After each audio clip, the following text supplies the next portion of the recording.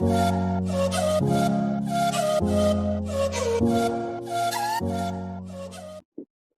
let's see the third equation, that is Stephen reaction.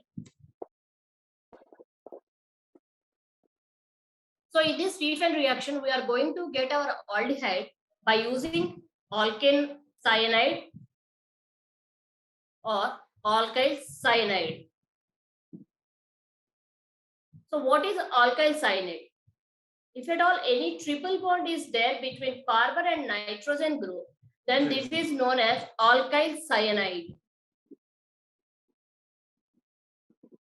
Simply, if we pass hydrogen through this bond, this group, what is going to happen? This is going to happen in the presence of SnCl2 and HCl. What is going to happen? Here the triple bond is going to break, and this hydrogen will go and attach to one carbon, and this another hydrogen is going to attack this nitrogen.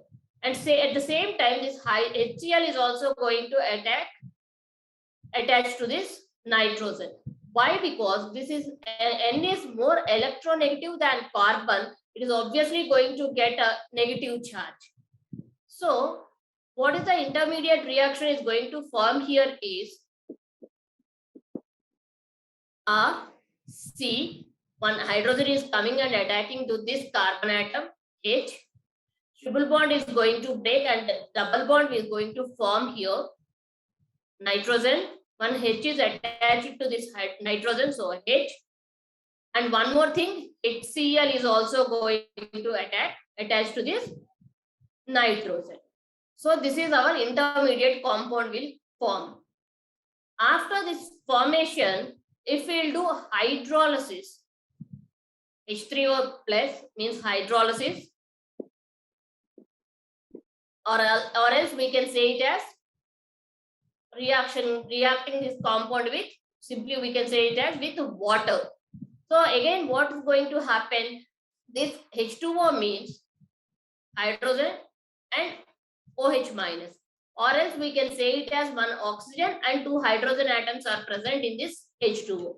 So what is going to happen here means one O is going to attack this carbon atom, H2 is going to attack this nitrogen, will attach to this nitrogen. Further hydrolysis, if the hydrolysis takes place continuously, then this HCl will comes out as a byproduct. Here the bond is broken and the oxygen is going to attack to this carbon atom, forming the double bond, plus another byproduct is ammonia NH3 plus HCl. So this is our required aldehyde. Simply by the reaction with alkyl cyanide and hydrogen in the presence of SnCl2 and HCl, simply the triple bond is broken to double bond and the oxygen is going to attack this. After further hydrolysis, the oxygen is going to attach to this carbon atom and the hydrogen atom is going to attach to this nitrogen atom. So further continuous hydrolysis, we are going to get our required aldehyde as byproducts as ammonia and HCl. Simply instead of writing this R, if we write this one as CH3C triple bond N also, the same reaction is going to happen. Let's see one example for this. Instead of R, we are going to write here one methyl group. So what is going to happen? Our intermediate compound, instead of R, we are going to get here methyl group. Triple bond is broken into double bond. One H is going to add here and HCl. Same thing, further hydrolysis.